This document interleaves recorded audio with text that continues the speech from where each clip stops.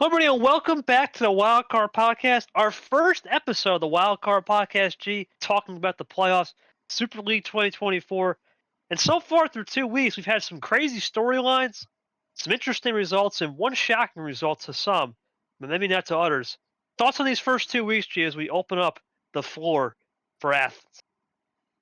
It's kind of interesting because I think we have two different dynamics in both the groups so far, which I think is kind of interesting. But I mean, you compared this to last year, and I mean, honestly, I feel like it's been kind of similar to how last year went. Maybe obviously a few changes here or there, but I don't think there's been anything that's been drastically different with these groups that we didn't see last year. So excited to break it down, but overall, just a lot of interesting results, and I think we were able to get a good tell of what we could expect to come the rest of this group stage from these first 2 weeks or match days, whatever you want to call it. Yeah, well, what's going on week one, G? Group A, we talked about this. We both have said, I believe in the pre-show before we did the last episode, Jesse Turner was the guy to look out for in Group A, and he starts it off with a bang, 4-2 on DJ. I watched this game. It just seemed like JT had his control in games 1 through 3, especially G. They were more of a sprint plan A, and we know JT with the card luck was good. He had a fight in Game 5, though. He got back to 3-2, but then ultimately Game 6, JT, the odds-on favorite, I believe personally, to win not only this group but the overall Group A and B, was the best player entering with this format. He showed why, at least in Week 1. Props to him. And for DJ, look, he's on house money. Takes a tough loss in Week 1. Obviously, we'll get to his Week 2, which was a bye, and what I think he can learn. But your thoughts on this game and JT making a statement early, as we all expected? Yeah, I mean, again, this format works better for JT, and I mean, this isn't surprising. Although, then again, I also thought Curtis was actually going to at least bring this to a draw at one point because he looked really good in Game 5, but Turner able to wrap things up Game 6 to get the 4-2 victory. And I mean, that was the expected result, but Turner starts off with 3 points. Curtis doesn't get anything on the board, but I mean, I think it was still not a bad showing from Curtis, especially because he was one of the last people to get into the field. Technically wasn't in the field, but again, did the whole Eli shenanigans, gets bumped in. But yeah, obviously Curtis kind of running on house money at this point, wasn't able to get any points in this one. But I mean, I don't think he looked bad in this one, so I think there's some upside from this. And again, he had the bye week too, so he didn't play any other games, but. We'll see how he does in the remaining three matches he plays. Absolutely. Looking forward to seeing how both guys do. And then, G, this was I want to stay off the top. We did not stream this game. Unfortunately, we couldn't get a ref. Ard he felt bad about it. I also had a run. It was kind of a mess on that. So this was the only non-stream game of Super League as of now. Hopefully, this will be the first and only one that's non-stream, other than the third place game. But this was all toaster guy. First 3 games, you're thinking, all right, here we go. Lane Sanders, what's he got in the back pocket? We talked about the mentality against Radden. It wasn't there. See, phenomenal comeback from Lane. I mean, this guy was down to the last strike. Because you think if he loses right here, it could be season over with that mentality. He rallies in game 4, 5, and 6 to find a way. Now, arguably, the toaster guy should he have won game 5? Yeah, missed opportunity. But Lane didn't have the greatest cards the first 3 games or game 5, but he found a way to get the 3-3. And in my opinion, he maximized the effort, and I think he saved his season. We both talked about Lane being a sleeper, and toaster guy could have easily been the third, maybe a second, third player right behind JT, and that's what the narrative said. A tie early, and they both did a great job. I think a missed opportunity for more toaster guy than Lane. Lane definitely fought hard to get the tie. Thoughts on Lane's mentality, down 3-0 and getting that comeback to get the 3-3? I was stunned how this played out because I thought for sure Toasty was going to run away with it, but Lane found a way to bring it back, and I mean, salvaged the point because he was not in a spot whatsoever to get points on the board from this match, but able to get the draw and gets the 3-3 tie. Every single game was won by the homestand, which is kind of what causes this 3-3 split. I mean, Toaster Guy was up 3-0 after game 3, and I mean that's where I thought because I think I predicted 5-1 for this game, and I thought this was going the way I was thinking it was, and no, Lane somehow finds something in the back pocket and is able to get a draw. So I was pretty impressed from that, but he needs to make sure he's not having this again, which we'll see what happened in match 2, but this isn't sustainable to doing well in the groups. So Let's see what he did in match 2, but overall, I mean, I was very surprised when they come back from lane, but able to salvage a point and did a great job doing so. And I mean, for Toaster Guy with a missed opportunity, I would say so, yeah, because I mean, you only needed to win one of those 3 games to get the full 3 points, and he didn't do so. So definitely a missed opportunity, but I mean, he still walks away with 1 point, so not the worst thing either. Now, at this point, Charles Sanford was on the bye. If I'm Charles Sanford in this spot, you got someone at 3 points, you got a split at 1-1, DJ's at 0. You're fucking good right here. You're thinking, you know what? Haven't played yet? Right. I remember I was on a week 1 bye. Lamas was on a week 1 bye last year. I'm good. I'm good. I'm good with this position. Got plenty of time. You know you got 4 straight weeks ahead. If I'm Sanford, I'm sitting pretty. Not the worst case scenario, but we'll see how he does in week 2. Now, this one, look, I'm a big Nam guy. I've said it on the show, but he's got to be better. Up 2-1, everything going right for him. Chomic's got nothing to lose here. He goes into game 4, throws a little bit of a Hail Mary play up, starts to use a little bit of this fake split ammo, where we all know he loves split ammo, but Nam just banked on him having split ammo and rushed the game flow of Nam, and he lost it. He couldn't find the rhythm. It got to a point where game 6 was just a salvage job, and we've talked about this, G, on the show. How many times has Nam been in a new situation this year, and he's crumbled? I was a little concerned. I think he's going to have to figure something out after this week 1. Obviously, we all know he had a week 2 bye. We'll see what he learns. I'll talk about that a little later. But for Chomik, big win. Of course, the round 32 exits. Well, there's no such thing as a round 32 in Super League, right? This was his first game to get that mentality right. To come back 2-1, very similar to Lane, to win 3 straight, right, and get those 3 points. Great start for him. He knows that group is interesting. It's not a stacked group in terms of veterans. It's only rookies or sophomores. I think Young Boss did a great job, and he figured out what he was supposed to do as one of the perennial favorites now. Thoughts on Chomik getting the win, and what does Nam got to improve on? Because there's definitely a lot to work on, especially in new situations with him. I think this was also the concern I had with Nam going into this, and that's also why I picked him as third in my predictions in the group. I think you may have had him first in a group, which I just personally couldn't see. With again, this was the main thing because like he gets himself in these situations, and we saw that here. And I mean, I think especially with this new bot and also just the level of competitiveness in the Super League, you're just not going to be able to get away with that. And I mean, I think we did see that in this one. Chomik, who again, I mean, kind of had a bit of a fall off in the rankings after Tournament 5, but was still able to make the field, shows why he was in this field to begin with, and comes back from 2-1 to win 3 straight to get the full 3 points. And I mean, it was a really great performance from Chomik nonetheless. And I mean, for Nam, it's just like, I do think you need to start showing some concern with this because I mean, this is not one of those things where it's like, we'll get him next time. This is something that should be concerning because we talked about his resume being more quantity over quality, and I think that some of that is starting to shed its light here, and he's got to figure something out soon because if he can't, I mean, if he loses his next match, then I think he's in huge trouble of getting grouped. Nam knows what he's got to do. Obviously, we all know. We all dive in week 2 by. The key now, G, is he's done with this new situation. The next 4 weeks, there's no new situation. Obviously, the next 3 weeks because he's on a week 2 bye. The next 3 weeks, there's no such thing as new situations. That one shot is done. He's got to go out there and make it. If he gets to the next round, then it's a new situation, round 12. How he handles the new situation, we'll see in the future. But now he's going to get some experience. In the last game, look, man, I said Steven's got to show me something. He showed me a lot in this game. Ghost was making some errors, right? Some calculated errors. I thought, oh man, Ghost playing a little too much out of his skin. But to Steven's credit, man, he hung in there. He played a lot of split ammo when he needed to. He played a lot of fade looks too on ammo. Not so much color, but just fade on ammo.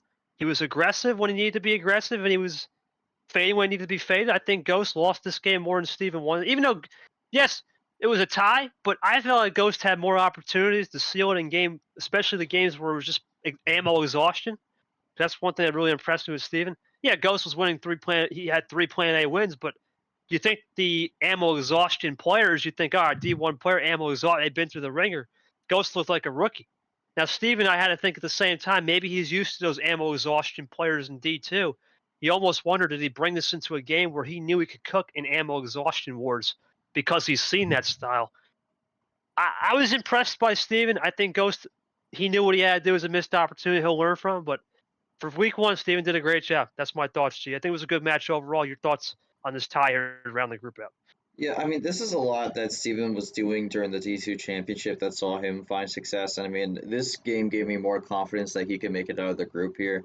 Um, I think in general, when the games were quick, Ghost was really the one who was able to take advantage. But I mean, I think at the end, I mean, especially look at the end there.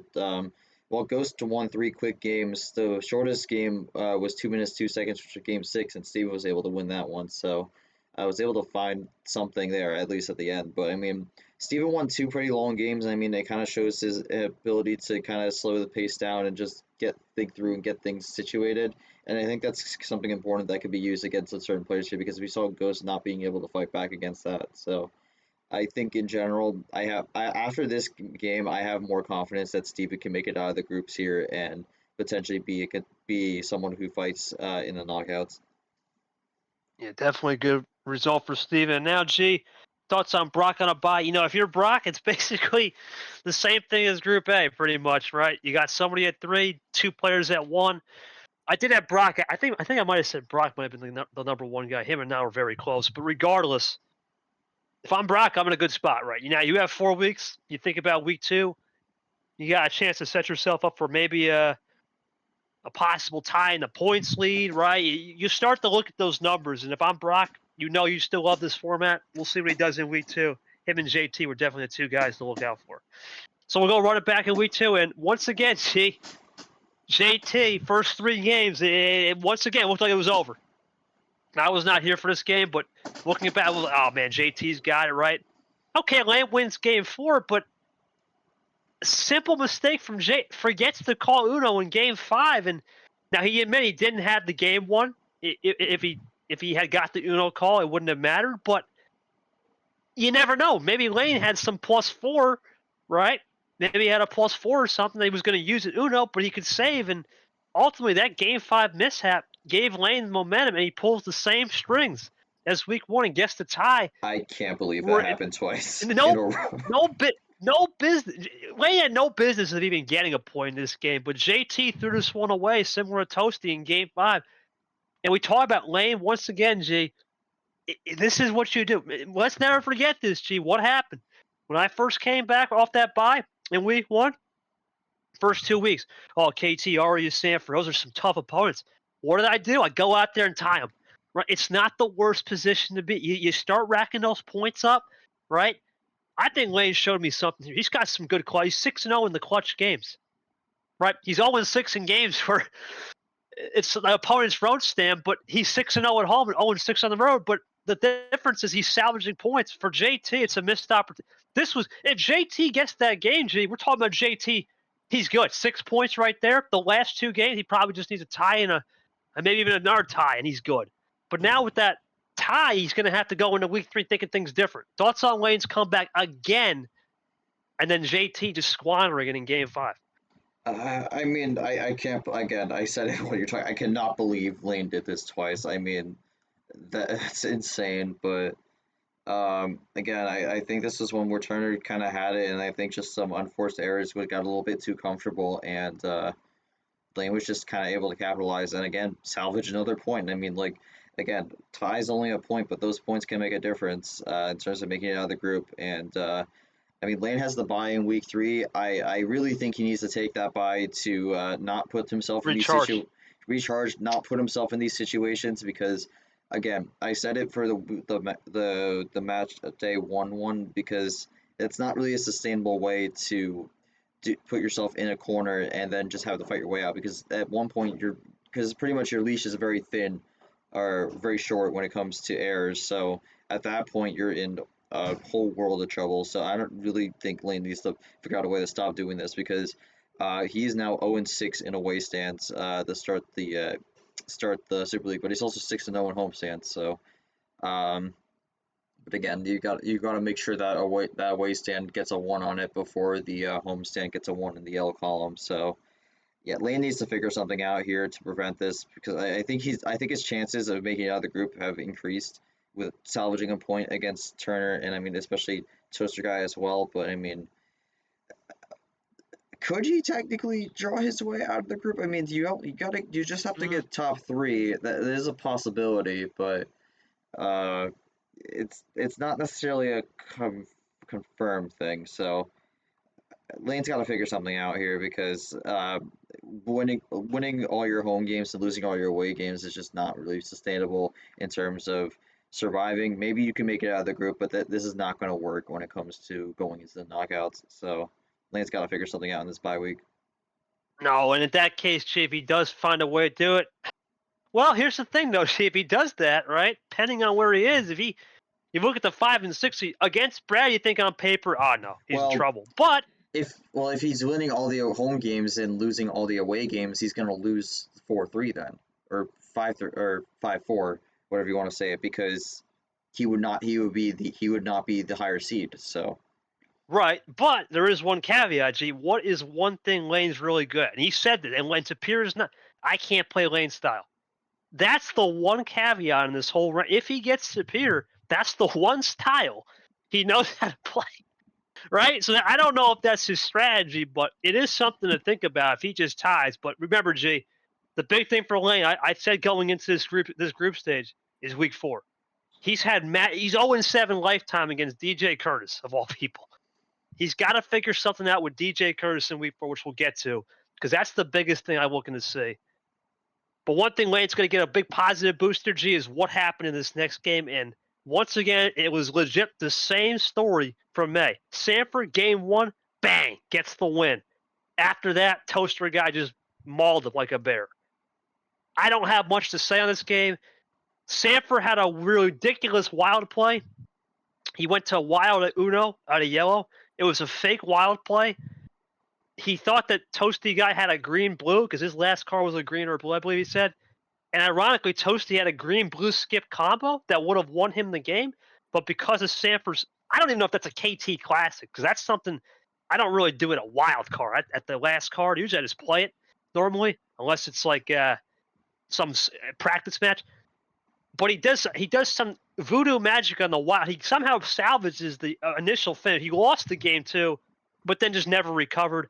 I mean, you have talked about Sanford could be in the world of hurt. I still have faith in him, but it sets up a week 3 of desperation for him. Thoughts on this? This helped Lane immensely. Now Lane's automatically P3 with DJ and Sanford in the basement. Again, this is the thing I talked about in the preview. I just don't see how Sanford does well in this. There's too many variables that go against him, and this has not been the same Sanford as we saw last year.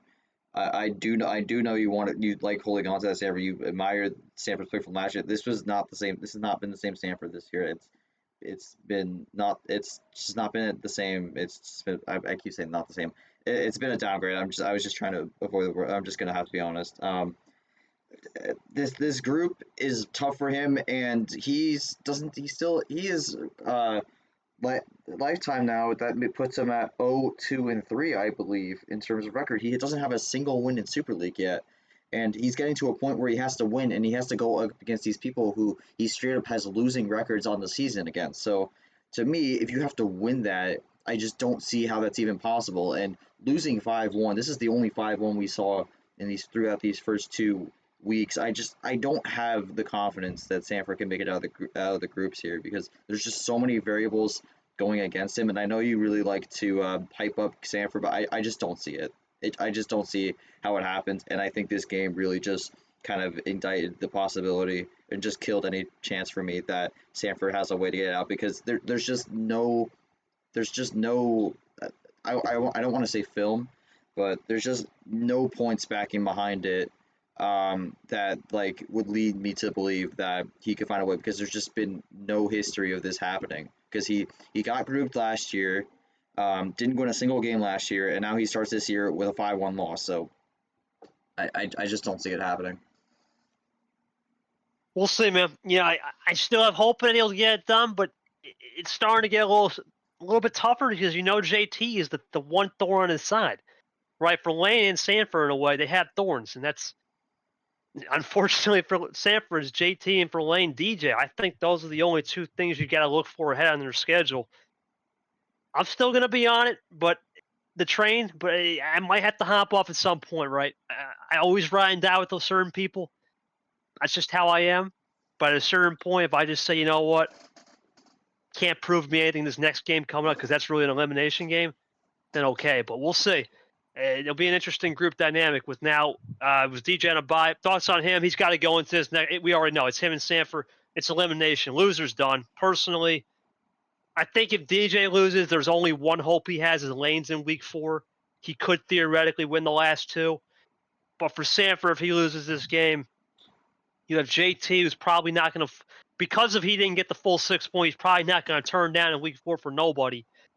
And who knows what's going to happen with him and Lane in the last week. So I think Sanford's in a more desperate. At least DJ's got Lane Sanders, who's been a kryptonite, or has been his superhero in a way. He plays Superman against Lane, but Lane's kryptonite. But I don't know. DJ's in an interesting spot. So is Sanford. It's an elimination game, more so for Sanford. DJ at least has the Lane hope, but not by much. Now the last groups here, G, the last 2 games they were both ties, kind of spoil it. We'll start with the first tie, and this one shouldn't have been a tie. William Brock, the first 3 games, he was not getting the card love, man. But the fact of the matter is, he salvaged, especially that game 3, where he was trying everything. He wasn't getting much of the card luck, and then he got the first win right on the board. He's down 2-1. I'm thinking, all right, Stefan right here gets game 4. I'm thinking, wow, this is really impressive. Steven's really going to put 3 points on the board. And then game 5, he gambled and went with 5 cards, and then Brock started to find the momentum. And then when he tried to go up, Brock finally found the momentum and got out of that slump, and he stepped in the gas to get the tie. I think this was similar to Toasty, where it was just a missed opportunity, right? Picking 5 cards is a risk. He's done it all year. But you almost got to think for Steven, he could have easily been walking away here with 3. And you throw it on Brock, you get a win on Brock, that would have been a life dream right there. You really put the points leader in many eyes and a perennial favorite. Even though Brock wasn't the points leader, he could have been a points leader if he had played week 1. Down in the basement, unfortunately for Steven, he couldn't do that, but he walks away similar to Lane, right? 2 points now, but a missed opportunity. For Brock, gets away with murder. He's got 3 more weeks. Shouldn't be too much concern until we see what happens week 3. Thoughts on this match, G? And do you think Steven could have maybe did something different in game 5, or do you like his aggression to go 5 there? That was the only thing I really saw. I think you have to take risks at some point. I mean, he already had at least points secured, so I think in his head he was thinking that go for it, that just go for it, they try to get the full 3. It didn't work out. I think you do have to take risks. Maybe that wasn't the calculated risk he should have taken, but overall, again, I've still been impressed and pleased by how Steven's been doing so far. 2 points on the board. I really think if he can find a win here, he's in one of these next 2 matches, he's in a really good spot to make it out of the group. So we'll see what he does, but. Obviously, kind of going to have 2 tough opponents here, but I think he got the toughest opponent out. I think he got the toughest opponent out of his way, in my opinion, that he's going to face in this group, because this format works really well for Brock, and to get a point with the best of 6 no power play against Brock, I think is a win for Steven. So I think if he gets 3 points in one of these next 2 matches, I think he's in a very good spot to make it out of the group. Thoughts on Brock, G, real quick? Thoughts on what he's got to do move forward? For Brock, listen, I think he just needs to stick to the same game plan he had going into this. I think some of it didn't work out because he wasn't able to get as much fortune on the cards, but I didn't see anything that would discourage me that he's going to be in a bad spot. Because again, this was his first game, so he's just got to take it into the next game and just do what he needs to do to get the job done, whether it's a point or 3 points, and he'll be set from there. I'd only be a little concerned if he loses the next game. And we'll see what Brock will do. He's got 3 more games. Big match coming up with Chomik. And then the last match was Chomik Ghost. And for this one, Ghost was playing quick. He made some mental errors. He had an error that ultimately wasn't an error with a wild play where he played the card. I think he was playing too much out of his skin. He found a way to rally back despite Chomik once again down 2-1. Chomik got the point there. And for Chomik, look, unlike Group A where there's a split points lead. Gee, this is for Chomik. He's the overall points leader. I think this is what he needed. Chomik just gets a point there. He's still the points leader. He's got a head-to-head on Nam. Still the only guy in the group with the plus differential. I like where he's at. For Ghost, I think it's a playoff game next week. He's going to be getting a hungry Nam. It is going to be an insane match in week 3 for him. He's got to improve some of the pacing. I think he's going fine with the pacing fast. The problem is when you're going too quick, you play out of your skin, you play out of your shoes, and that's where it creates a conflict. Thoughts on Ghost, what he's got to do for week 3, and Chama just doing what Chama does, man, playing consistency after that win, getting the point. I mean, Ghost is at 2 points right now, so not a bad spot. I mean, technically, I think he's second in the group, although he's technically tied with Steven because they're both at 2 points and 6 and 6, and Correct. a bunch of tiebreakers there. But um, yeah, I mean, I think he could, based off how this group is going, I think he could get away with a win, or a draw. Um, but we'll have to see. I mean, again, with how this group's going, there's been a lot of draws in group. What's it called? There's been a lot of draws in Group B. The only person who's been able to break away was Chomik getting the victory over Nam. So I don't know if these wins could be more valuable in this group. And I mean, we did see this last year with, I believe, actually Group B as well. So again, I think Ghost, with the way the group's shaping out right now, he can skedaddle away with just getting draws, but doesn't want to drop that game, especially because then he's going to drop down below, possibly below the cut line. So just has to make sure he walks away with that with at least some points, in my opinion, and then I think he'll be in a decent spot. No, I think both guys are in a solid spot. Obviously, Ghost and Steven tied for technically second. Obviously, tiebreakers and all that. We'll discuss that later. The first tiebreaker is just game differential head to head. Then it gets a little bit more record with that last place, right? Road wins, and if we somehow get there, be college OT. But we'll discuss that probably in the last show, which will be week 5. But for now, I'm off the bye. Yeah, what can he learn off the bye? Well, remember we talked about this. G new situations for him. This is a somewhat new situation. I don't think he was on a bye in the regular season, even though he sort of kind of was with the Brian game where his mind was all checked out. Look, I need to see something from him, right? It's got to be something big in week 3 for him. I don't think a tie is going to do him any favors because you know why? Week 5 is coming, and where's week 5 going to be? At the Rock. That's the one guy he's had struggles with. I think he has to win these next 2, or he's got no chance. Personally, because the Rock is going to be playing hard to get. He's the toughest guy to get in week 5. He's got to go out there and win. I got to see improvement from a more EQ level, right? As well as an IQ level. IQ for sure, the Uno game, understand game of the EQ. He's got to emotionally be in it. He can't be losing his mind thinking, oh, I'm up 2-1, I got it, right? You got to stay in the moment. And if he can stay more in the moment and not let that get away and stay to the course, he'll be back in business. If he doesn't, it's an opportunity for someone, like you said, a Steven or even a Ghost to wiggle their way in there. With Brock, you assume, going to probably be looking good, barring some disasters these next 2 weeks, especially with week 5 with Nam coming to bat. So I think he's got to do something special here. But that's it for that, G. We're going to take a little break. Week 1-2 is over with. Now, we dropped some news announcements while we were doing week 1-2. We're going to start with the first thing, which was the 2025 calendar. And I have it pulled up, G. I don't know if you do. I'm pulling it up right now. All right. Well, I'm going to kind of run through it. And I also have the doc here. I'm going to pull up the doc as well. So the biggest thing with the 2025 calendar is we're starting a little earlier. Oh, yeah. Keep in mind, this is the regular season. We do not have a playoff calendar. I know people were asking with that. G, myself, and Caesar have not discussed anything for D2. We're going to work on that calendar at some point soon here. But we're not going to have a playoff calendar off the record here till the end of August. We don't make a playoff calendar mainly because the season can end earlier and it can end later. It depends. So we're just going to assume no playoff calendar. The biggest change here, G, you got to look is number one, we're starting February 4th. That is a whole lot earlier than we think. Now, the big reason why is because we didn't want to run to the old Super Bowl. We didn't want to run into then you got to look at that weekend. Is it really worth going into that? So we decide, okay, let's start early. Now, another big change, G, as you look at this calendar, every first round, we're done with the 11 and the I guess you could say 14-day window we had in March last year. Every first round is 9 days. And the reason why is we went through the data. I scavenged it, and we averaged about 8 days. Well, it's really 7.3, but we'll just say 8 days for the hell of it. 7 to 8 days in round one. So you think it's a week, 8 days, okay, maybe an extra day if something happened. Every first round is 9 days. So that means tournament 1 through 5, there is no exception.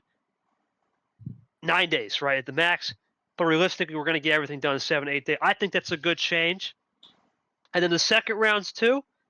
Every single second round is down from the 8 to 10 days. Man, you look at the 8 to 10 days in the second round, and we're going down to 7. I think this is a smart move. We averaged about 5.5 to 6 days in the second round. We don't need 8 to 10. This is D1. I think we're good. Now, I think the biggest change is the last 3 breaks. And you look at the Sweet 16, we had a 6-day window. Well, on average, we were averaging 3.2 days for the Sweet 16s. That's an incredible pace. We're talking, if we wanted to, we probably could do a 3-day window for 8 games, but we're not going to. We're going to give them 4. And in theory, that would give you 2 games per day, right? We know it's D1 though, and there is a max of 4 allowed for that round. And I expect that to be 3 to 4 games for one day, and then we can kind of use the last 3 days as benchmark days. Maybe we can do day 3. We have 2 games, and we close out the window. So that's a little bit down from the 6. And now the last change, G. From now on, this is beginning next year. The Elite 8 through the finale is all 3-day windows. The Elite 8 was averaging, I'll be honest, 1.4 days. There was, I'm pretty sure, a day where we got every single Elite 8 game done in one day, in one tournament. I mean, that's crazy. But we're not going to hope to do that again. But if things persist, we do it. And I think these are all good changes because it's making the game a little bit quicker. It makes the finale a little bit better. And it makes a lot more of the players too happier in a sense that we can get through the regular season well and make it all cordial with the scheduling. Any thoughts on that, G, before we move into a little bit of some of the other things we're going to talk about? I mean, yeah, with this schedule, I mean, there's definitely going to be some times where there's like going to be some flex scheduling in a way. Of course. I mean, I especially look at the Final Four finale area. I mean, we had a few times this season where the Final Four would happen, and then within like 12 hours the finale would happen, which I thought wasn't necessarily the best thing. But I think with that schedule outlined, there'll be a little bit more spaced out. Not necessarily where we're like spacing it out like days apart, but um, maybe like a day break, or at least 24 hours beforehand, so people just have a second to chillax for a bit. But yeah, I mean, this is definitely something we've had this before behind the scenes, but this is the first time we've had a public release of it. So I think this will help a lot of players be able to figure out, well, okay, what's the scheduled projected pace, um, and then throughout the season, are we ahead? Are we behind? Are we right on track? Yeah, so I think this is going to help a lot of people be able to track what's going on and be able to figure out ahead of time if there's a specific thing that may not work for them. Absolutely, Jen. That's what we're talking about, making things happen. We'll talk about this in a second. Some other things. 7-day break. I think we don't need a 10-day break because there's no Super League reveal after T1 and 2. The Super League reveal after T1 is okay. Whoever the top 16 were, or I don't even know what the format's going to be. Let's just say top 16 will go off this year, or 15, right? Off top 15, where that's probably going to be in Super League. So we don't have the Super League reveal after T1 2, so you only need a 7-day break. But then after that, G, 10-day break for basically tournament 2 through 5, which is nice. I think it's going to make things a lot more effective, in my opinion.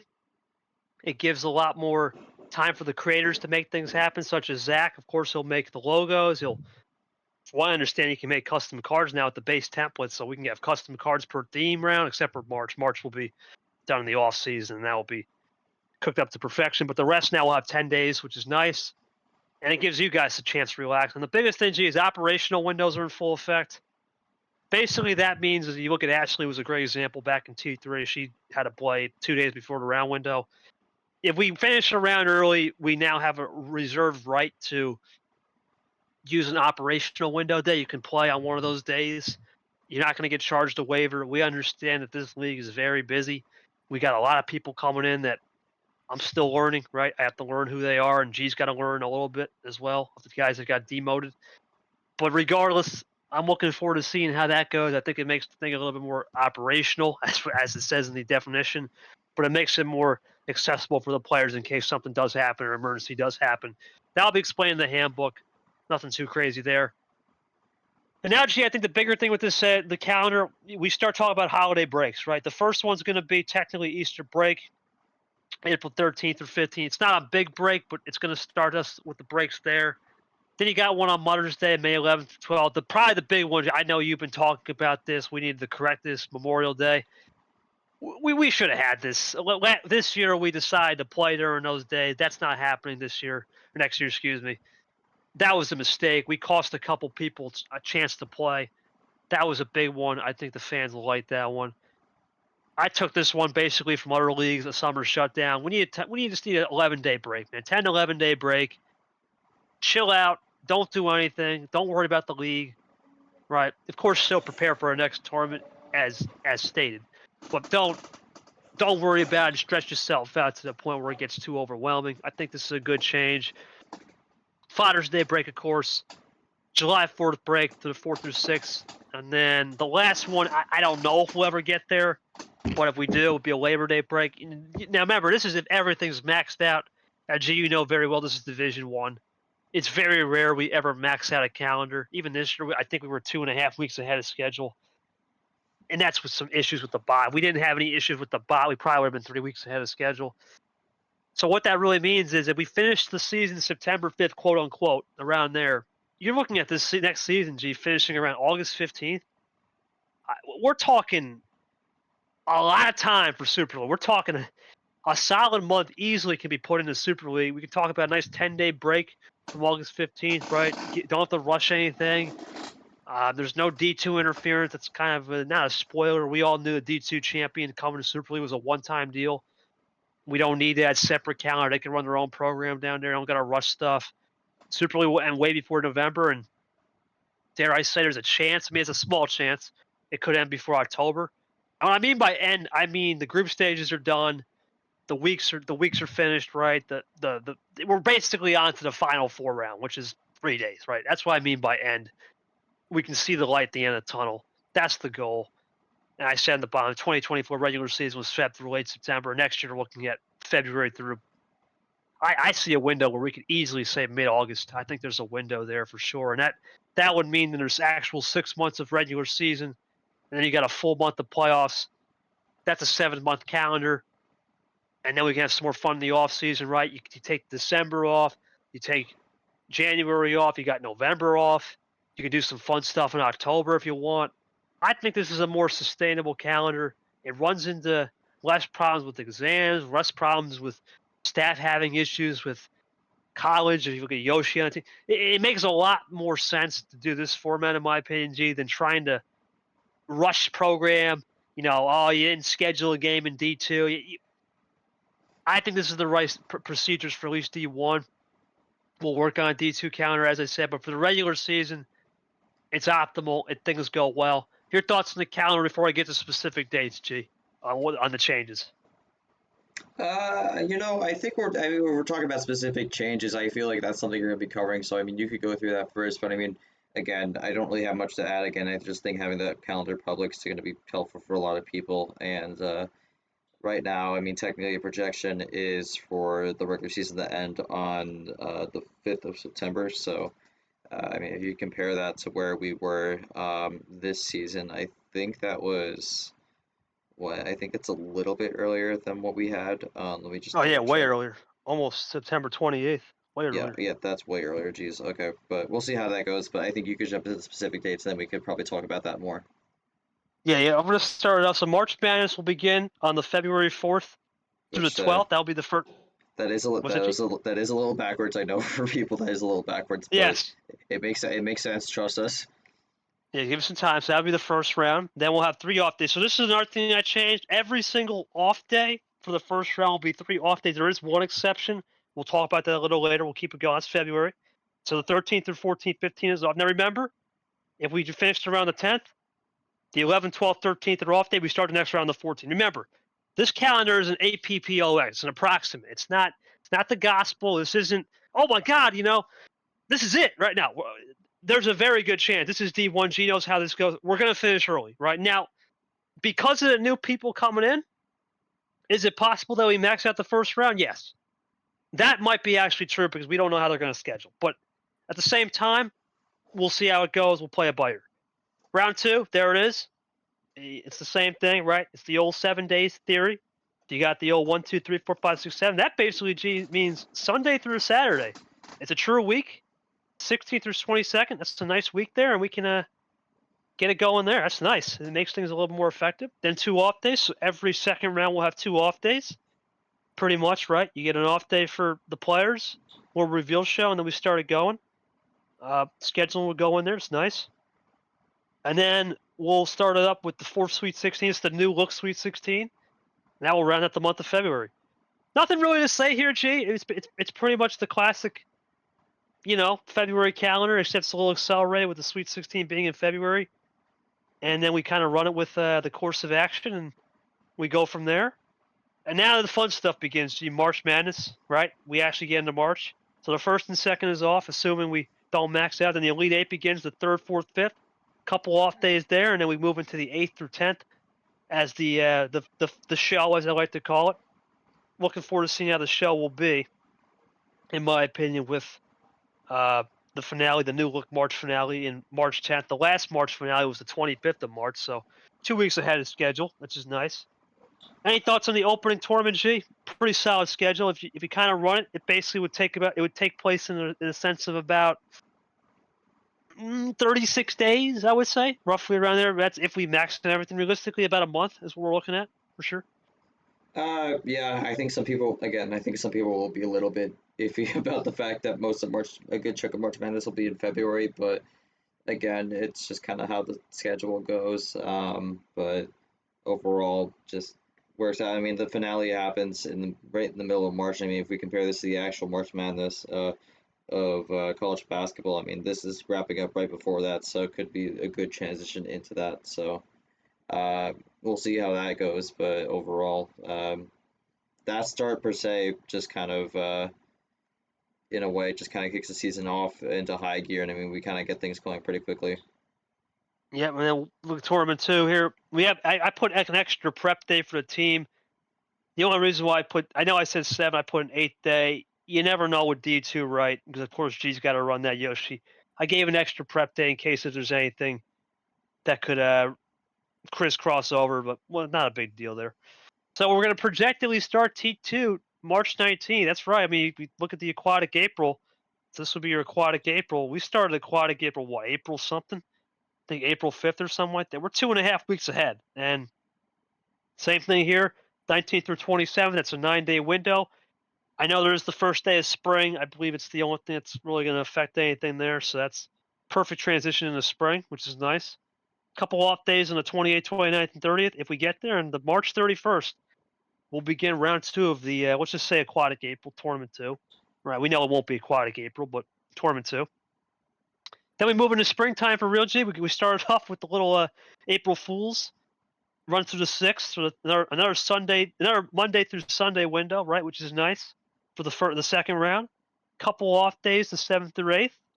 And then we have our new look Easter break. So we'll start with the 9th, 10th, 11th, 12th, Sweet 16. Then we get a nice Easter break, right? Take a little Easter break there, recharge the batteries a little bit, get into some Elite 8 action the same week, the 16th, 17th, or 18th.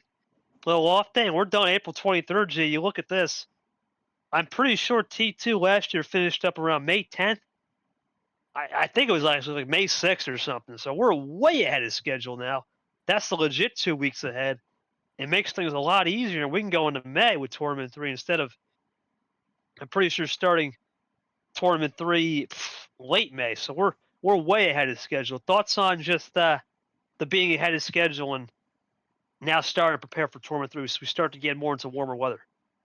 Uh, I mean, you say ahead of schedule, but it's also technically on schedule with the schedule Yeah, here. it's true. So, yeah, I mean, kind of just again, a lot of the schedule came with the data we were able to have from both 2023 and also 2024. So a lot of this helps give a good projection of what we're expecting. So overall, I mean, obviously you look to get a faster pace, and I think this definitely shows that. So, in general, it's seeming like a very good spot we'd be in at this season. But again, you never really know. Obviously, this calendar at the end of the day is just a projection, because technically it is an online league, so it's not like the NFL where it's like, okay, this person said they have multi-millions of dollars. No, that's not how this works. But I think this gives a good idea of what to expect going into the season. I mean, at this point, assuming everything goes to plan, should be in a good spot. Yeah, May 1st will be the an extra off day. I put an extra prep day, like I said, just in case we have some crossover. And there's also a Mother's Day break, so we start T3 May 2nd through May 10th. Get a little 2-day Mother's Day break in there, right? Remember, it's if we max everything out. Then round two. Now, the only difference, why is there only one off day between round 2 to 3? Well, the reason why that I did that is because there will be a Memorial Day break. So we want to make sure we get that round in before Memorial Day where people get off. So there's a very good chance round 2 to round 3 will be just one off day. And the 21st through 24th, that's it. Basically, that's Saturday. We're shut down if we get there. Remember, that's if we max everything out. Very likely there's the 25th through 27th will be a Memorial Day break. And then 28th through 30th, we get right back on the elite. We're into the Final Four in June, basically, for Tournament 3. And we're finishing the Final Four and finale June 4th. Now, I remember Bad Brad and Yoshi, they played the Final Four June 24th. That's 20 days, 3 weeks ahead of schedule. At this point, we have the data now to say, okay, we can now go into a nice summer shutdown, right? We go into June now, enter a tournament for a nice summer shutdown. Gives us 11 days to relax. Don't think about the league. Now, obviously, you and I know this, right? This is a work in progress. Of course, there's some D2 stuff going on. We have to keep a count that there will. The D2 counter technically is going to be different. So I mean, there's definitely going to be a few changes. But I mean, I do want to bring one point up because this is the first time we've had actual outline breaks lined up into the calendar. Because technically, the breaks last year was just we had the date is like, oh, okay, well, obviously no one should play on the date. But no, this is the Made first them up, time. yeah. This is the first time we actually have outline breaks. So Easter's off for Sunday to Tuesday, which is again that's kind of how we go. The Saturday before is available, and then of course Memorial Day. That's a big day for a lot of players in the league for a variety of reasons. Some celebrate the holiday, some are racing fans, and if you know, you know. But Of course.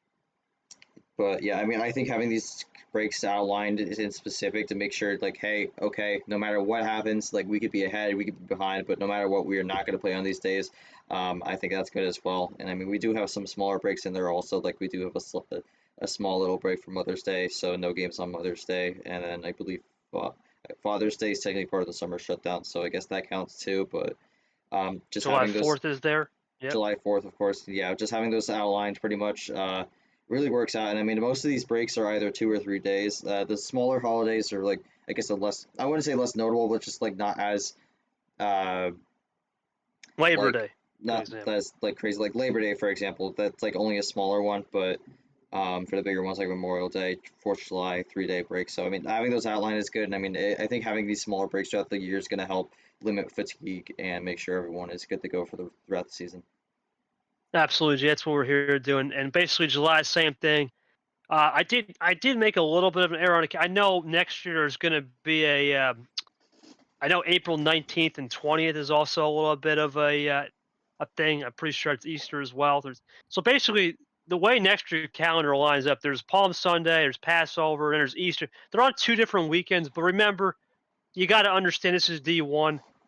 Very likely, we're going to be shifting the calendar around to where are we really going to finish tournament 2 by April 20th? No, we're probably usually we finish about a week ahead.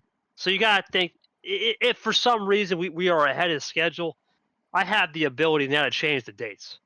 I can now add. I can basically with the program I have switch the dates on the fly.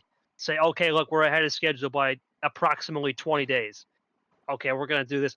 There's a chance we can make things a little bit more easier for the players. Maybe if we have to rush something, we rush it. But with this calendar, I don't see any need to rush. As like I said, in July, we're done with T4G the 19th. Now, you'll notice is the big thing with the July calendar is why. Okay, I think you said there's only 10-day breaks. Well, the problem is, G, and you know this very well. T5 is going under basically a makeover, right? It's under construction. I'm not going to say too much on the show, but T5 is going to look completely different next year because it's getting a facelift. And because it's getting a facelift, I decided to make a 12-day break preparation. Let's just end July. Let's get it right. It's the last tournament before Super League really cranks up. I wanted to give a 12-day break to give you guys a chance to digest what's happened the first 4 tournaments. In a way, it's another summer shutdown, but it's at the end of the summer, towards the end, right? The night, the 20th through the 31st is let's not play that July, right? It'll probably be moved up. If we do play at the end of July for T5, it's only going to be a couple days. It's the old school calendar from 2023 where we had I'm pretty sure tournament 4, I believe, started that way in the old school 23 counter. But in this case, it's T5. So I look forward to the new facelift and TG. You already know what's coming a little bit. Mm. But your thoughts on a little bit at the end of July, nice 12-day break, almost a second summer shutdown to give the best for that last tournament. Uh, yeah, I mean, again, you could consider it a second summer shutdown, but to me, it's kind of just like a reset button. I mean, the way we have it, I mean, the final tournament starts on the 1st of August, so technically, depending on where we are, that break could be longer or it could be shorter, or just the start date gets flexed up. But I think having that tournament start on August 1st is a really great way to kind of signify, like, hey, let's get things going here. We're starting the month off with the start of the tournament, so. I think that's a way to kick off the final tournament. Again, it is going to look a bit different coming into 2025 than it was the past 2 seasons. I know you say it's going to be a complete facelift. I mean, I don't know if I go that far, but it will look different. So I will say that at least. But I think Yeah, it's going to be a final sprint to the end of the regular season, and then we'll have deliberations for Super League, and then go from there. right. Let's go a mini makeover. That sound better, Jill? A mini makeover, all good. Yeah, I think Oh, I think that's a great way to describe it. But mini makeover. It's gonna be tweaked a little bit. That'll be basically our space September this year. So the first through 9th will be the projected. Now remember, guys, we're supposed to finish September 5th. I've done the research. We usually average about 3.5 weeks ahead of schedule in any given calendar year. So if you look at 3.5 days from September 5th, right, assuming we don't max everything out, you bat the batch track 25 days. That's about 3.5 weeks. So if you take out the 5th, let's go 1, 2, 3, 4. So you get 4 days in September, and you go 21 days. You're looking at somewhere around August 9th, 10th. It's very possible, or August 15th, that week, the all week of August 10th, we're done with the regular season. And if we're done with the regular season, G, on August 10th, well, that means we can actually take a nice 12-day break, right? There's no ballots. There's nothing of that nature in Super League anymore. But we can now actually have deliberations where we don't have to rush.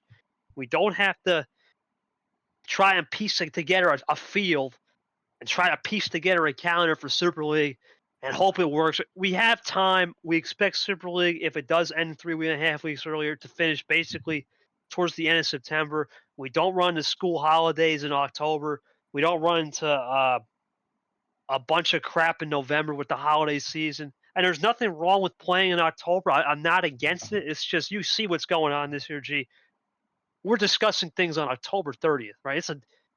Okay, for me, it's really Halloween because I live in a town where Halloween starts today.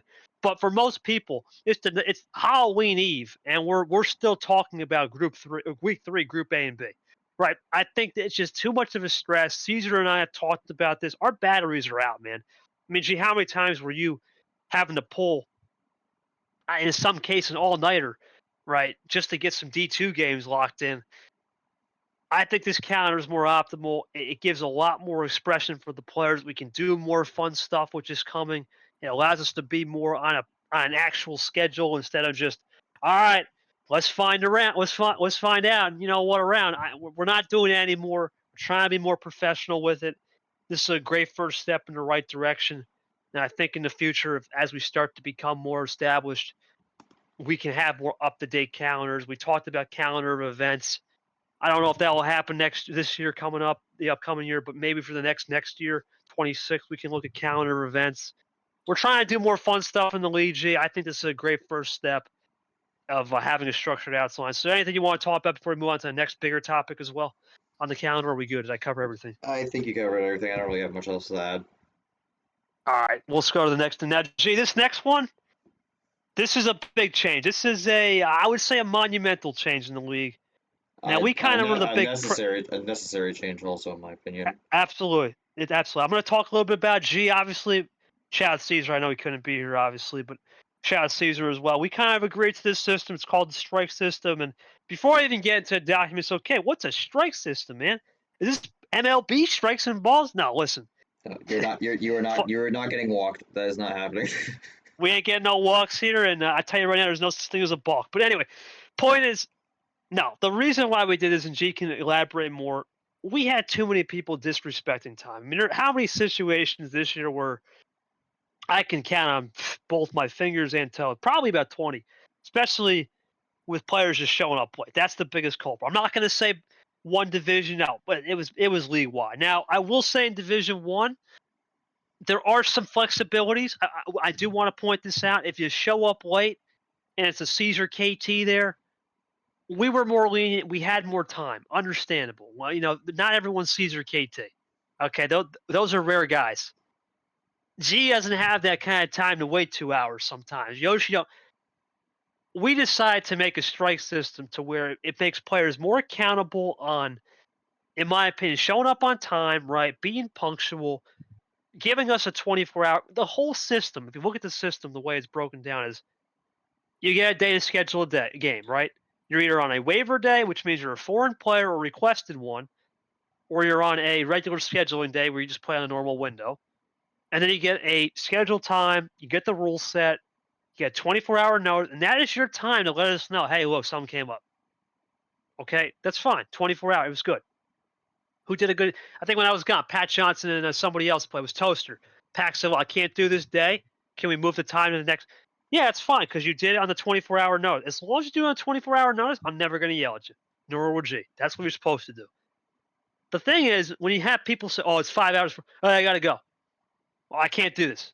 Right, that's a problem. Or even the worst case, right, G? 15-minute check, and you guys here? Yeah, I'm here, but I'm going to be a little late. Or I'm here, but can we do it tomorrow? Right? You can't do that. We're cutting down this because we never had a system in place to where it made things more outlined on strike. We just said, "Oh, if you showed up late, what's the consequence? You lose your waiver." I mean, that works in a sense that okay, it's nice and fun and dandy for the start of the league, but now we're starting to become way more established. Gee, I think this is a necessary change. You look at both divisions. We already had certain people; they knew who they are. That they like to abuse and strike the system to the point where, oh, well, I can get away with everything. But before we get into the actual systems and your opening thoughts on it, you help create this, what this is going to mean for the league overall. I think this is just going to help people be more timely in general, and also just have better etiquette. Because I mean, this isn't even just a time thing specific. Some of this could apply to also just general etiquette in general. Because like obviously, there's things going on where it's like people will go out of line or say something that they really shouldn't have. And I mean, obviously, this league's part of this league. Obviously, we're playing Uno, but I mean, the way KT formats it, it's a league of learning, and it's like you kind of learn a lot while being in this league, and you can learn a lot of life lessons. So I think this is also a way to make sure we enforce that, and for people to know when they're doing something that's not correct. Obviously, we gave a list of offenses to constitute strikes. I'll list them off right now. I mean, we covered it before. General Yeah, go for it. tardiness, misbehavior towards players, staff. That one is really just like if you're completely cussing someone out like in a way where it's like you're trying to be harmful. Like there's no place for that. Where obviously you don't have to like every person here, but you shouldn't be like actively verbally harassing someone. Derogatory behavior during the match, that would kind of fall into the same principle, but maybe a few different situations that weren't necessarily specific to a player. Um, Off table issues. This would be We mostly have some of those. Yeah, this would be mostly stuff we discover happening outside of the game or even sometimes outside of the server. There's obviously some instances which is it's an automatic league ban, but in this case, these are for less serious issues. So if we have any reports of that, or if anyone reports anything with that, and we deem it necessary to have a discussion, we'll probably have that. Questioning league policy. I do want to clarify on this one. This is not having a question about a rule change, or like having like thoughts on it, or like maybe not liking a specific thing. Like obviously people are subject to your opinions, but like you can't just be out there like I don't like this rule, so I'm not gonna follow it. Like no, that's not how it's gonna work. Um, but obviously if there's like concerns or criticism, or fair criticism or constructive criticism, I'll say, with the rules like that. Obviously, that is allowed, because obviously we don't want to like restrict people from saying their thoughts. But anything that's like completely unconstructive, or it's just like, oh, I'm not going to follow the rules because I don't like it, that's not okay. And then others seen by a league, which just covers anything that may be deemed as a strike that may not have been listed before. But that's just a general list of things we'll be watching out for, just to add to the system. But I think overall, just having this makes people know.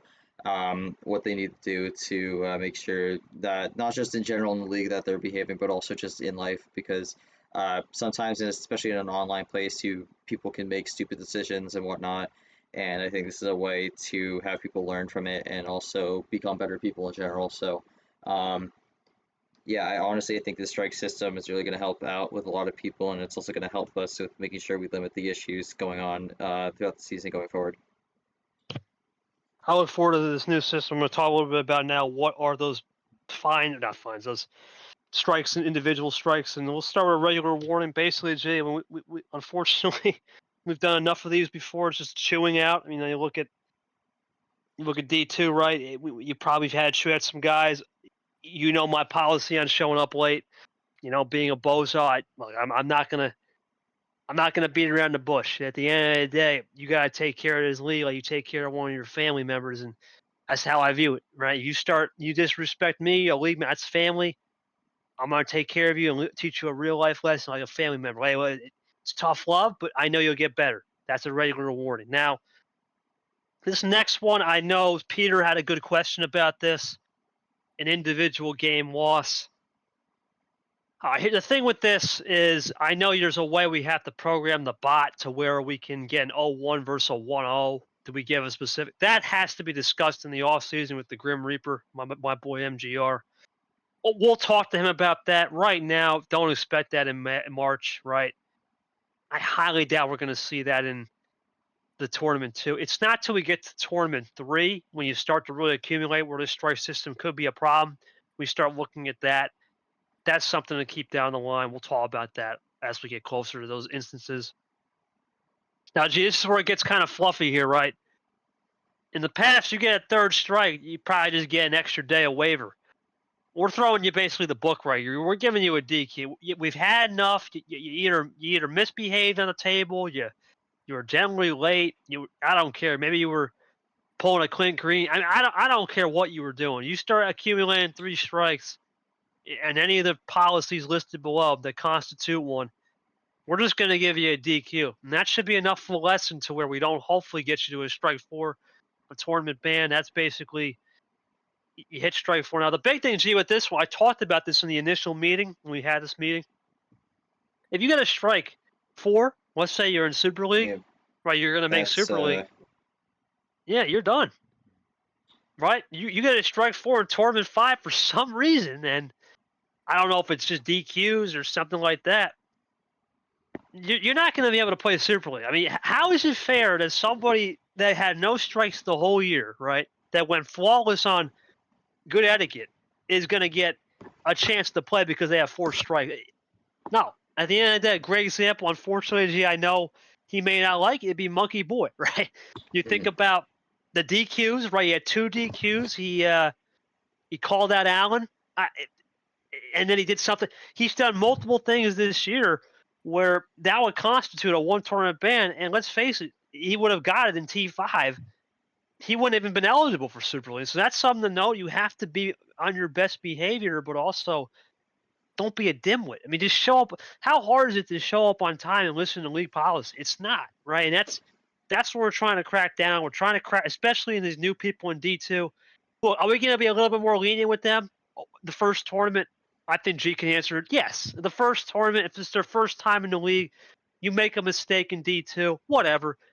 Yeah. You're learning the system. It's understandable. That would be like a strike 0.5, really. Like, yeah. we'll give you a freebie, but beyond that point, it's like D1. No. You're not getting that. D2 may be a little bit more lenient because there's some new people, but no. You come to D1, you better know what you're doing. D2 is a little different, right? You got to understand G can't just have an orientation for 45,000 new guys. I'm pretty sure he'd be stressed out about it, and he probably would need to hire someone to get. I mean, me and Caesar have to come in, right? Now that's the best move because our standards are way different for a D2 level versus a D1 level. Now, the last thing, G, look, I don't want to ban nobody. You know my policy. I hate banning nobody. But at the same time, if you seriously mess up, right, or you're just being an absolute clown, or you can't show up on time, we got to throw you out of here at the worst. What is this subject to league punishment? What happens is if someone reaches a strike 5, me, G, obviously other commission members, Caesar Short, for example, Art, Lobbs.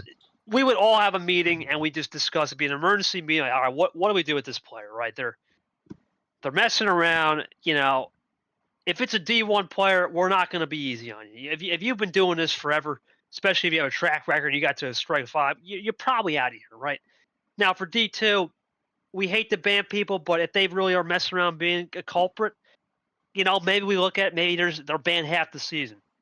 But that league punishment thing, it opens up the floor of, all right, depending on the severity. If you have 4 strikes and 2 of them were just general misbehavior, and then one was just an unfortunate DQ incident where he just showed up late a minute or a couple minutes, and the other player was just very strict on it, or the last strike was just you got into a situation, into a fight off the table. Right, if an off the table thing happens and you were just honest about it, and you have a strike 5 just by the letter of the law. Okay, you know what? Maybe we don't throw you out of the league, but maybe we ban you for 2 tournaments. There's are exceptions to where if you have some off-table issues that you can't control, family, or you God forbid something happens. We're talking just minor. We're not talking about instances like Clint Green here or ridiculous incidents where we're talking about legal man. We don't know what's going on with Eli. We have no idea what's going on with those guys, right? Those are instances we have to uncover. We're talking about just minor offenses, and you just unfortunately hit a strike 5. I'm willing to say 2 strikes or two tournament bans enough, right? Or maybe you just say, no, we'll just keep the 1 tournament ban. You learn your lesson. But if you're just being disruptive, right? You got 3 strikes for being late. You're being a bozo on stream, or you're being disruptive to a commentator, calling out someone, flipping off the boss. What are you doing, right? At that point, it's time for you to go. We've seen enough. You're out of here, as Art would say. I think we have to be very careful on that last one, G. We hope to never see this situation. Obviously, there are other things that would constitute this. We didn't mention this. The biggest one being alting. That's a huge topic for another day. We didn't discuss it and dive in. That's more. If that happens, we just handle that behind the scenes. That's not even a strike. That's a higher level of instance right there that we've already had a precedent with. We'll discuss that behind table. But yeah, that's why I think, G, anything you want to talk about the last thing on strike 4 and 5, those are the only 2. Other than that, it's pretty clear. G? Yeah, no, yeah. I mean, I think again, this is pretty outlined. I do want to mention one thing with strike 4. I mean, on the document it says 1 tournament ban. You could also put a slash with like just postseason disqualification at that point because I mean, why would you? Right. We're probably not going to let you in the postseason at that point because like that at that point that's getting ridiculous. But so yeah, I mean, with that, I guess in a way, even if you get a tournament win, if you get the strike 4, I mean that your auto bid kind of would get revoked because we just can't be having someone with like that many strikes, that many tardiness issues in the postseason. So I mean, obviously that's way down. The strike 4 is way down the line because again, this is a list of 5. You'd have to get 3 strikes before that. So hopefully no one reaches that point. But if we do reach that point, at that point, we just have it again. We technically throw the book in strike 3, but I mean we're just gonna have to throw the dictionary there at that point because we just can't be doing that, and that's just not fair to anyone else in the league. So. Hopefully no one gets there, but I just want to make that one clarification with that. But in general, I think with the way this is outlined, I think it's reasonable. I think it's fair enough. There is some leniency in the earlier ones, but if you just becomes a pattern, then it's like we're just gonna have to throw the book, and that's really all we can do. And keep in mind too, this is league wide. So if there is a instance where we have a new player that had a strike, what does G say 0.5? Why we'll handle that accordingly if it's a new player. We understand. Look, I'm not going to be a stickler for someone that's just straight up new, right? We can't, unfortunately. If we had been able to orientate every new player and gave them the full outline, and we held their hand throughout the whole offseason, we had time, then yeah, I'd be more of a stickler. But because we just can't do that due to time constraints, and we have a copious amount of things to clean up, cough, cough, in the offseason, I'm going to be okay with a strike 0.5 in D2. But for D1, listen, I don't care who you are. The guys that got promoted up, they should know what they're doing. We are having an orientation session. We are giving them the full luxuries of a PA, which is Caesar. He'll be a personal assistant for those guys. There's no excuses. You come up to the top echelon of the league, don't be a bozo. Don't be an idiot. Emergencies happen. Let us know. Don't be a fool. I'll work with you. You work with me. I'll work with you always. Everyone should know. G, you know this. My track record speaks for itself as a host. Your track record is as a host. I know it's taken some time, but as you start to learn the player. But I think it will help that the player base is coming back. A lot of the player base that didn't make D1 is coming back in D2. You're basically the more of the college football ranks, right? In the sense that you got all the sophomores coming back, right? In the sense that freshmen are going to be turning into sophomores and D1s. These guys have been around the block. They're pro players. They know what they're doing. So hopefully we start building repertoire here. But that's it for that. Good topics, important topics. Can't wait to see the new look calendar. Can't wait to see how this reg season plays out. And of course, let's hope we don't get talked about the strike system, but hopefully we just give out a lot of strike ones at the most and let bygones be bygones. But anyway, let's go to group three. Let's go to group A and B. Week 3, 4. We'll do some predictions. G, crazy match tonight. Obviously, this is coming out, I think, tomorrow, but we're going to kind of discuss this tonight. Huge match coming in store. JT Toasty, both at 4 points. Winner of this game, in my humble opinion, G, is moving to the round 12. I don't think you're going to see somebody with 7 points not make top 3. Now, if this was top 2, it'd be a little different story. But with the top 3 rule, I think the winner of this game moves on. I'm going to go JT 4-2. I really like where he's going. He's been the perennial favorite. I think JT is in a good spot to get this win here. You look at Toaster Guy, he's got that style where the pump and dump happens. JT's a little more patient under this format. I think JT's going to find a way, G. I think the cards are written for him. This is his format. And especially if he gets to the round 12 with no power play as well, he's looking good. I think JT's in poise not only to win this group, get the win tonight, but I think he could easily be a 7 or an 8 seed, depending on how the groups play out. He's either going to be a 7 or 8 if he wins the group. I think JT moves on. I'll see him into the round 12 with tonight. He'll seal the deal. What do you think, G? I'm gonna say this actually ends in the draw. I think both these guys have been playing pretty well, all things considered, and both have some decent momentum. Both have a win and a draw. I think this actually gets split here, so I'm going to go with a 3-3 here. I mean, we've seen a lot of draws so far. We're up to 5 now, so I think that's something we've been seeing a lot in this format. So I think we get another draw on this one. Be a good game. I think it'll be definitely a match of the round for sure. And then the nightcap, which will be on Friday, will be the last game in the round, a true playoff game. Loser, I said if DJ loses this game, we'll have a little bit of leverage. Sanford, I think, loses, is finished. I think Sanford's going to step to the plate. This is his last chance. He's got to prove it to me right here. I think he's going to come into this game motivated, hungry. He'll go 4-2 on DJ. I think this is it. He'll get in the third position off of a lane on a bye, and we'll play it from there. Give me Sanford 4-2. I think DJ's on house money. I think DJ still has a chance to win the last 2 games. I think Sanford needs this more. I'm going to go off a hugger. Give me Sanford 4-2. What do you think, G? I am not surprised by your prediction. But of course not. I unfortunately think there's going to be spoiler alert, I think there's going to be 2 losers in this one. I think this ends in the draw. Both players need a win. I don't think either's going to get it. And they're going to be stuck in a really weird spot. And I mean, for Sanford, he touched to play Turner week 4, and I mean, he's 0-2 on the season against him.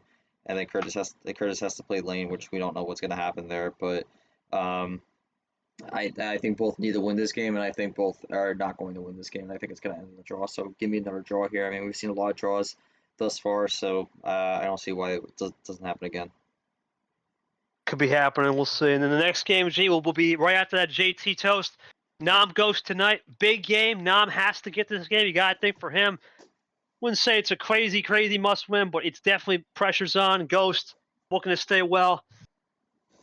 I'm gonna roll with the G. I'm on a roll here. I'm gonna go Nam 4-2. You're probably gonna say not surprised again, but you know what? I think he's gonna learn from it. Not surprised. I think he's gonna learn from his mistakes. Right? He's out of the new situation. I think Ghost is gonna be putting a lot of pressure on himself in this game to try to go out there and get the win. I think he'll overcook and overcompensate. I go Nam 4-2. What do you think, G? I'm gonna be a broken record here. I don't Going know. tie? I think a tie again. I don't know. The slate of matchups this round just screams a lot of ties to me. I don't know.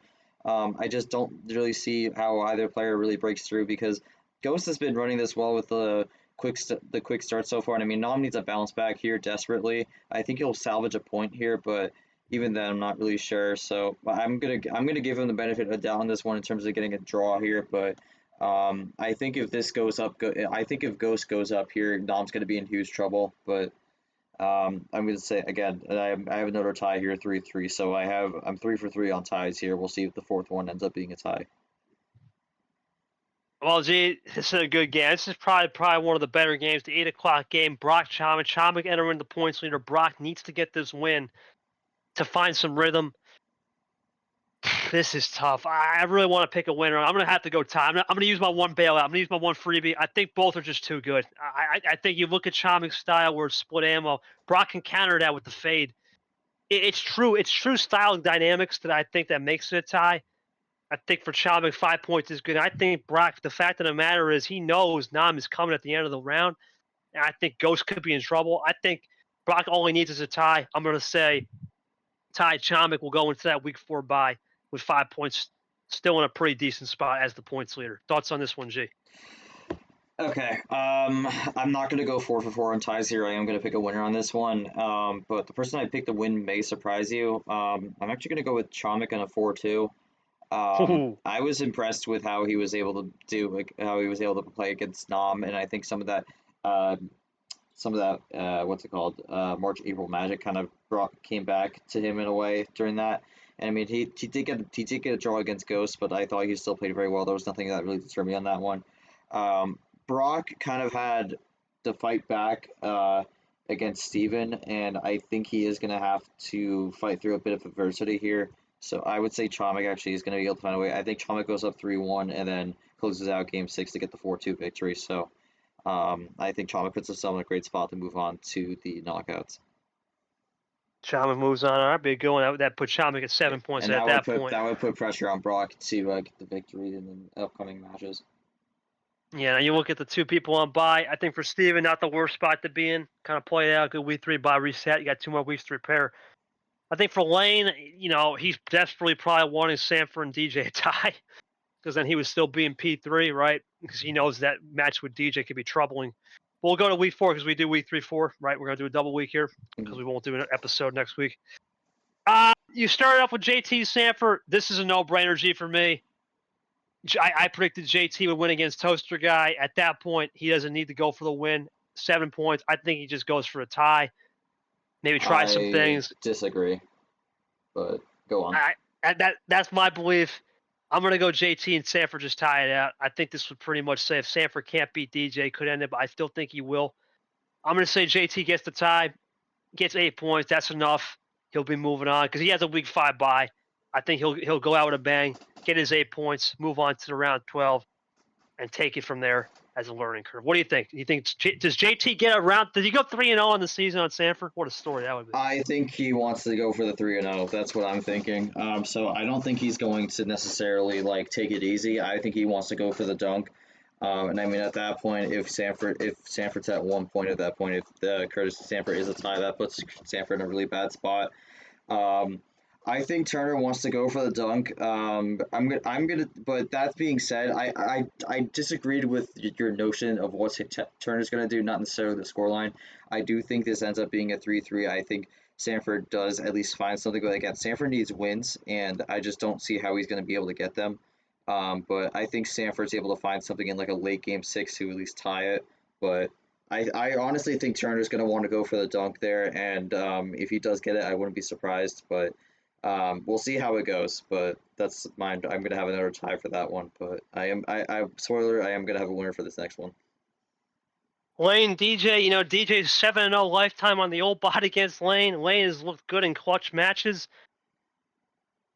Boy, I really want to pick DJ here because he's got the history on his side, but man, something about Lane coming back from 6-0. Man, 6-0 in those clutch games. I really like what I see from Lane, man. I think this is his breakout game. He's going to get a 4-2 here. I think he's really impressed me to say, you know what, everyone's doubted him the whole season. He's looking to prove people wrong. I think this is a perfect match. I think with this would pretty much end DJ's hopes. I'm going to go Lane in a 4-2. What do you think, G? I have Curtis winning in a 4-2 actually, because again, you talk about the lifetime record, and again, Lane. If I feel like Lane is one game away from absolutely losing it, and at that point, he's just really on the edge here. So I think Curtis, with the lifetime record and also knowing what Lane's gonna do, going to be able to come in, take the win, get a crucial 3 points, and for Lane, it's going to put him in a very precarious spot. It's a good prediction, right? It's history versus will Lane crack? Right, that's gonna be a fun matchup. We'll see how it goes. Of course, Toaster got a bye. Depends on tonight, right? If he gets the win tonight, then that bye is not the worst thing in the world. He'll get a favorable match possibly in DJ in the last week. We'll see how that goes. This next group, this is a harder group to figure out in my opinion. Now I'm Steven. I mean, you know where I'm going with this one, right? Come on now. I gotta go Nam 4-2. I've ridden Okay. this train. I think he learns from those mistakes in week 1. It's not a new situation anymore. You look at Steven's got this interesting, intricate style. I think Nam knows how to play this style in a sense where it's a little bit more random. And I say that because I go back to his matches against Brian, especially. I go back to his matches earlier in the season where it's just more of these unknown players. He found a little bit of rhythm. I'm going to say Pat Johnson, a good example. I think Bo. I think he'll get the win here 4-2. I think Stephen Doe will have a good chance in week 5 to possibly secure himself into that last matchup. What's your thoughts on this matchup, though, G? Okay. Well, I mean, two could play at that game technically, since I mean, out of these groups, this is technically my guy here because D2 Yeah. player. Uh, so I'm, we talk about shocking results. That happens sometimes, especially in the groups. I'm gonna throw that here. Do I have a ton of reasoning behind it? In terms of actuality, maybe not, but I think with the way Steven plays his game, if he could get out to an early lead here, I think it's going to put Nam in a precarious spot. And I mean, we've seen Nam has not been very good this season when he's behind. So I mean, if Steven gets out to an early lead, I could very easily see him taking the win. So I'm just gonna go. I'm gonna go Steven 4-2. We talk about results that we don't really expect. It's happening sometimes, and I think this is going to be one of those cases where it is that. And I'm going to show some D2 love here. And I've been impressed with Steven thus far in these groups. Again, I will go on record. I didn't have him making it out of the groups in my initial prediction because I was a little concerned with how he would do with the D1 players. But from what I've seen from the first week against Ghost, I have better confidence that he could do well. So I'm going to go with the win here, gets a victory, and puts himself in a great spot to make it out. And maybe depending on where he ends up, maybe even get that round 3 against Tapir. Yeah, that'd be something. That'd be really crazy if we do get that. There's a lot of guys that seem to want to. We got him and Lane probably being the two big guys. In the last match, this is a tough one. William Brock Ghost. Ghost plays this ridiculous rapid style, and then you got the fade looks of Brock. I said Brock would take care of business in this group. I'm gonna have to roll with it. I think Brock wins this game. I think Ghost is just at this point he's looking at under my predictions he'd be at 2. He loses against now. I don't know if he's gonna have the same. He's gonna go out swinging for sure. It's his last chance. But this is the one guy you don't want to see at the end of the tunnel. I think William Brock will start building momentum. He'll take care of another tie against Challenger to win. Right, that's easily 4-2 points. He gets a solidified win here. He's looking at a possible 5 or 7 points. And G, the thing is with Brock, he has that's the thing where I'm torn because he's going to have that magic.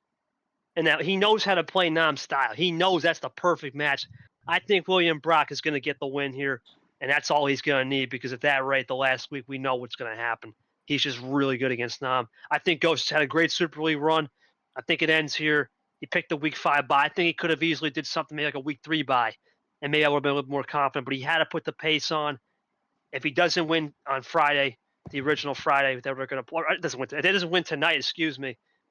I don't expect him just to turn around against Brock, who's definitely one of the hardest guys in this group. Give me Brock 4-2 all day. What do you got? I fully agree here. I think that the stretch of ties comes to an end here for Ghost. And I think Brock needs to win, especially with my predictions here, and I think he's going to be able to find it. I'm going to go with a 5-1 here. I think starts it with like barely hanging on, and then Brock just breaks through and completely like floods in. And I do want to throw a 5-1 here somewhere. So I think Brock is going to be able to find that magic, which he was not really able to fully find in week 2, and then hypothetically in my prediction didn't find it in week 3. So I think he finds it here, sets himself up for a potential walk off in week 5 to try to get out of the group and maybe even win it, depending if certain things go right. Yeah, I'm looking forward to this next 2 weeks, Jay. This is it. After week 4, we have some guys that are just done. Right, no more. That's their last week in the case of JT Ghost. That's their last game. Week 5 doesn't matter to them. Let's see if they do it. You got guys that are in desperate mode. You got to say William Brock and Nam being the Group B favorites coming in. They're in desperation territory. what will happen in Lane in week 4? Does he do it again? Does he have another song, third verse in there? And God forbid that happens. Right, there's a lot of scenarios that could come out of this. We're getting close to the end. Looking forward to seeing how the last 3 weeks, excuse me. I'm looking forward to seeing also what the scenarios will be for week 5. We'll get to that to the next episode, and then we'll also preview the round 12, which see how that one goes as well. G, thank you so much for coming out, man. I appreciate all the work you've done. Obviously, there's going to be a little bit of a break on this show because I'll be out week 4. I don't know when I'm going to be back. I'm hoping to be back soon. Hopefully, sometime mid-November, we'll be back to recap the last 2 weeks. But it's been a pleasure so far. Recap October. It's our last October episode. A couple more to go. We'll see G and myself for a little bit later down the road to recap week 3 and 4. For all of us here, thank you. Check us out, Spotify, Apple Pod, and of course, our home base on YouTube for some more MRE Uno content. We'll see you around. Peace out. Till next time, guys. Have a good one.